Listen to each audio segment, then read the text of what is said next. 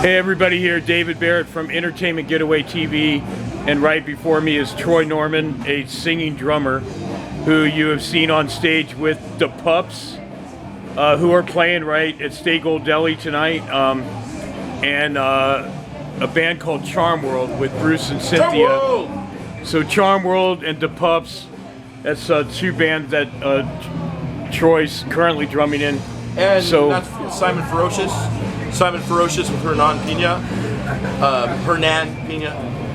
who say shout out to Hernan in Clear Lake.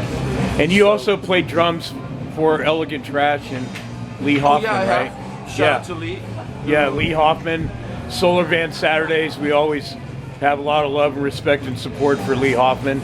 So tell me, let's start off there. How was drumming for Lee and Elegant Trash and outdoors right on the Emeryville Bay? We got to practice outdoors a couple times. Oh, really? And looking back on it, that was pretty damn cool.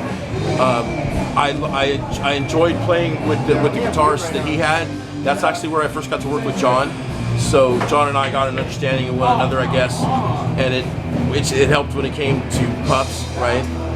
Basically, Johnny and Manny got together and we should have, a three-piece where everybody just sings and plays.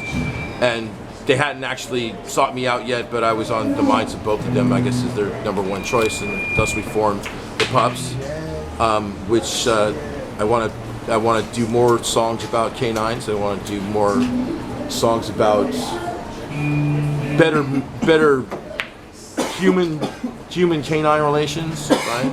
Well, we got Rabid Dog song, which is a reworked song.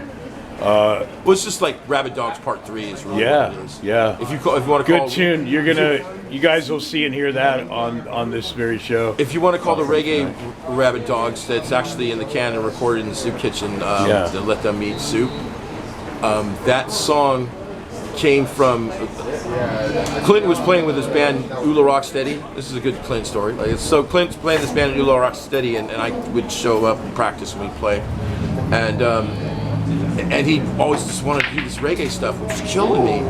Because after a while, to be clear, Ula Rock Steady was a little bit slower, more mellow, and the guy he was jamming with played on a sax and a ukulele. So Clint's trying to come up with this light stuff, that works for reggae, and I'm not trying to play that. I'm trying to play like, remember that metal thing we were doing? So after a while, I'm running into a brick wall, so I started singing, because I was just starting to kind of dabble with singing and playing, and I started singing Rabid Dogs, which is an old Cavity Creep song. Rabid Dogs, hunting in your front yard. Shout out to John Waldron for writing these lyrics. Hunting, killing, rabid dogs. He took that in a different direction. What I wanted to do is sing about rabid dogs, and then more specifically, the singer of Ula Rock Steady, Mike Trace. He had a dog, not an unruly dog, might say, but a dog that definitely thought it was in charge, and you'd be carrying instruments and stuff into Mike's house where they practice, and his dog would be like sniffing and growling like at the back of your ass, which is, it's rubbing its snout on, like just one little bite, and you're dropping that Marshall half stack on your fucking foot, or something like that. Anyways, Mowgli would hang out, he'd post up like outside the house, like, I wouldn't want my kids just running by there, going down the hill on their skateboards. I don't trust Mowgli that much. And what if Mowgli was rabid? Then he'd own the whole neighborhood. He'd be humping Mike's leg. So I started coming up with this stuff and singing about it. And now you're doing this his reggae guitar. And then Pups. threw a verse into it, like an extra verse into it. Paul Santos, who you may know as Chamber Greystone. Anyways, he came out and kind of put the kibosh on it. Okay, we're going to make a metal transition. We had to. Paul and I were there, we outvoted Clinton. No, the song's not going to be all reggae. It's going to have some rabid dog energy in it, but then we're going to shrink it back up and put it back like in the little bottle, the genie bottle. Yeah. And I caught that time change when you guys came back and slowed it down. That took the song to another place. Yeah. So in the Pups, I'm going to take it to another place, like back to its punk rock roots. The riff I do kind of when I sing, the like doom da doom da doom doom doom, rabid doom da doom da doom doom doom, dogs doom da doom, hunting in your front yard. That's why it's got to be there. John starts off that song or whatever, or Manny starts off that song, and I'm trying to get John to jump in there whenever, like, but be on time every time because it's in his blood. How do you like playing with Manny and Joe into Pups? First of all, it's John and Manny. Yeah. I named the little pit bull, or the bulldog on top of my dashboard. I named him Johnny Beancock. Boy, Manny's got mad energy live, and man, both of those guys were on the floor, scouting the floor live. It was pretty awesome. Great stage presence. Both of those guys, I want to hear more of like what kind of covers they want to do. Yeah. I want to hear more lyrics coming out of them. John's been actually setting a pretty good example. You want to do a Motorhead cover, right? Is that absolutely. What song?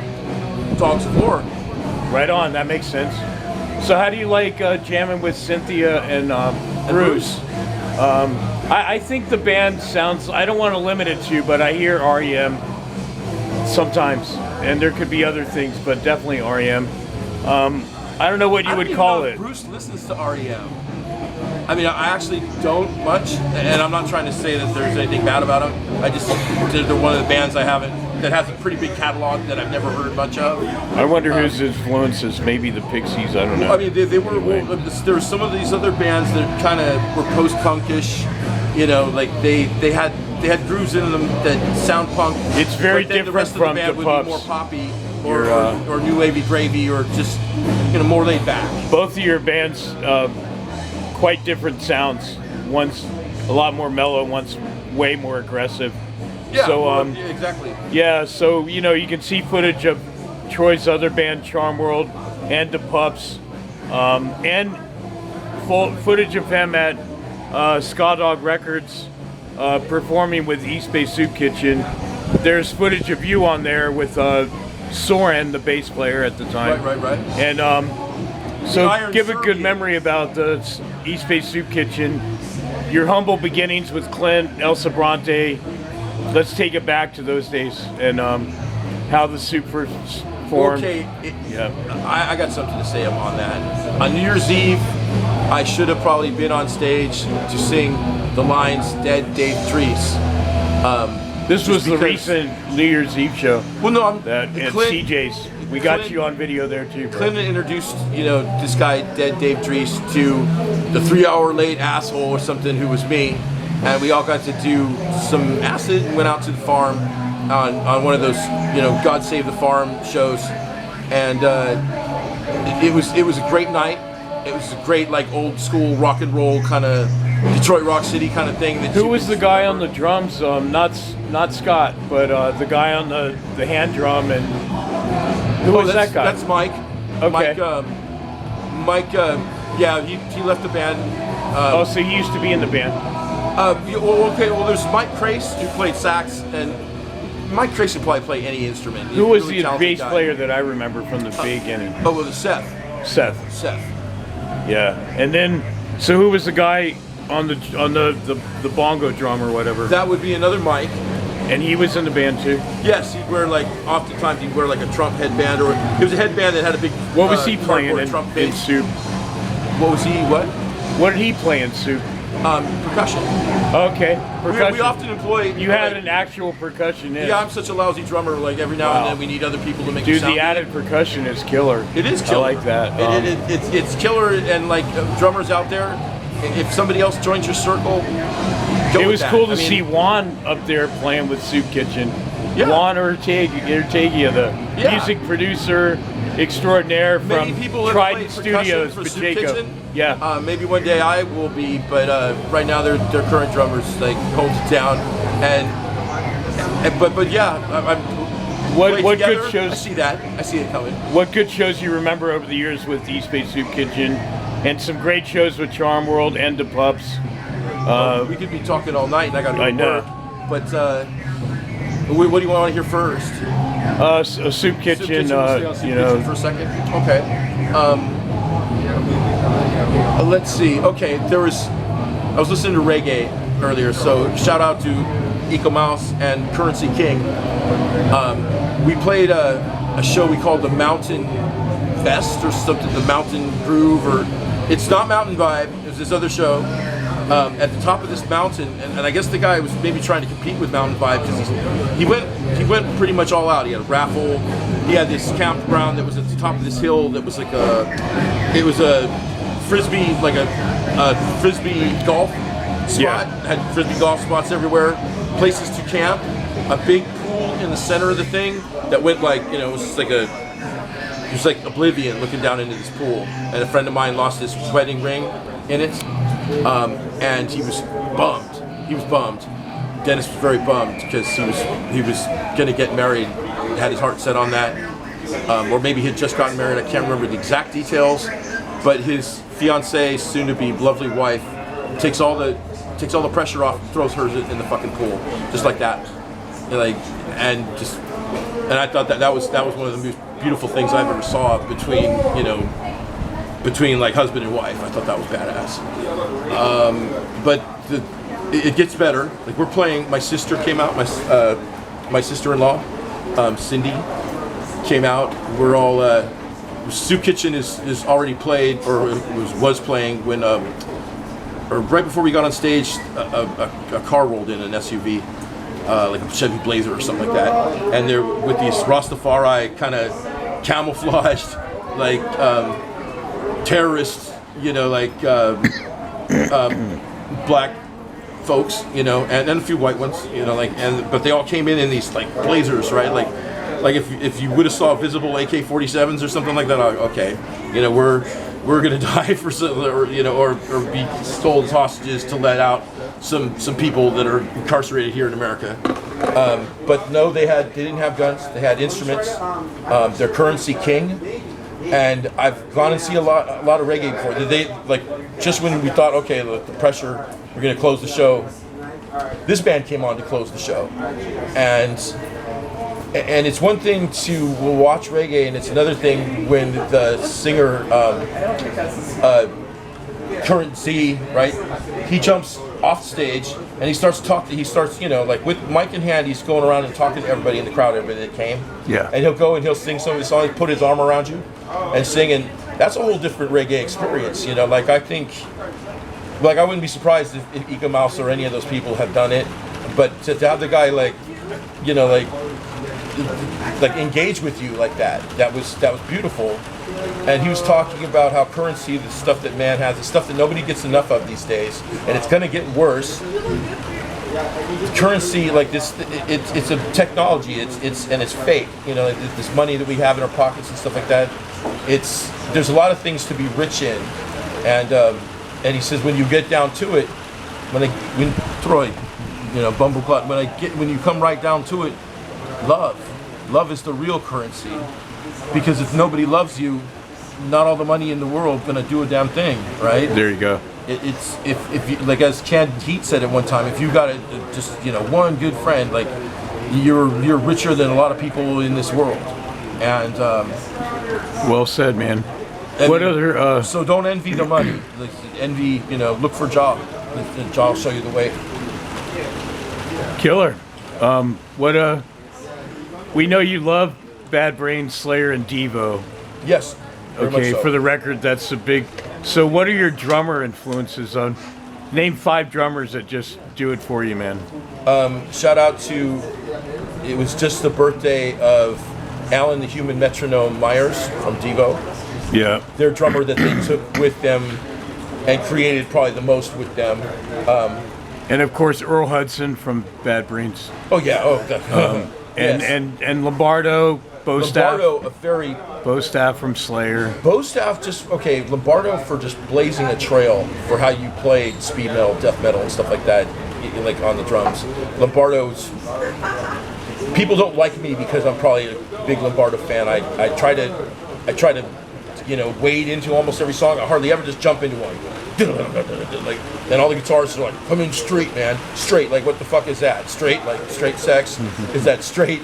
Like not on the queer side, man, or is it straight? What the fuck is straight? What the fuck is juice? Like straight, because I'll do what Dave Lombardo does, right? It's a force to be reckoned with. Well, yeah, I mean, because like how he comes into not South of Heaven, but Close your eyes, look deep in your soul. Seasons in the Abyss. Yeah. Because he's like, that's like the Slayer fucking, what's the Rush song that fucking everybody likes? It's like of course you're a Neil Peart guy. That song. Hey, let's get back Tom to Sawyer. where can that's the Slayer Tom Sawyer is Seasons in the Abyss. I mean that's a good reference, Slayer Tom Sawyer.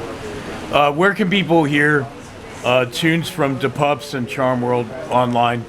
Bandcamp, Spotify, YouTube, anything? Charm World has got a lot of stuff that I've recorded, or that I recorded with them. There's an actual Charm World CD. I think it's got 7 songs or something on it. We're going to come out with another one. You can get to the band, or go to a Charm World, go to a Charm World terminal near you, and you probably see some videos besides on my show. Yeah, Charm World's also it's an on album YouTube. that Yo put out. Yeah, Bruce, the guitar player and co-vocalist, had a band called Yo, and I wouldn't call him a co-vocalist. I mean, he's like the vocalist. Okay, well, hold on. Cynthia does some vocals. Yes, so I guess Cynthia makes the band. Are you hearing me? Without Cynthia, there'd be no Charm World. Charm World, it's Cynthia dominated. Well, it's a She great dominates combination us. and a definitely great trio. Well, okay, we'll put it to you this way, and my take on it is Cynthia singing in Charm World kind of augments Bruce's voice to where, it's like he's got an elf or a fairy or a couple of them singing along with him as he sings. Yeah. Just kind of boosting his voice and taking it to another level. Because Bruce has got a weird voice. When people like mention REM, like maybe if I listen to a lot of REM, I wouldn't think that Bruce's voice sounds weird. But I mean, it sounds unique enough to where we're playing in the city on somebody's porch, right? We're playing on the city on this porch. Yeah. And out of nowhere, like somebody, according to him, hears Bruce singing from Mission or something like that street, like a few blocks away. Hears him and follows it up to this guy's porch, and he's all, "It's you," like I knew. I don't even remember who Bruce's name as much as he heard his voice and just came, like walking over, veered off his path. Yeah. To hear the man sing decades after he'd seen him before. So, and that's not some tall stuff. That really happened. It kind of blew my mind and reaffirmed to me playing with that band, because sometimes I want to learn Bruce's whole catalog. It's the least I can do. Well, he's got a lot of music history as well as you, and it's always great catching up with you at the shows, and thanks for sharing your stories, man. I mean, everybody's got theirs, and glad for you to be part of this, and glad to be playing with you in the local scene, man, and always good times, more to be had, my friend. Thank you, Troy. Troy Norman signing out. The Pups, Charm World, East Bay Soup Kitchen, Simon Ferocious. And many others to come. Yeah. And when it's all said and done, I'm hoping to get you to drum for the Planet one of these days. I would very much like that. Only maybe if Ruby gets to play for the Pups or something like that. There you go. Just grab a mic and just sing. Right on, Or Troy. something. Enjoy the rest of your weekend, brother. Ruby. Thank you.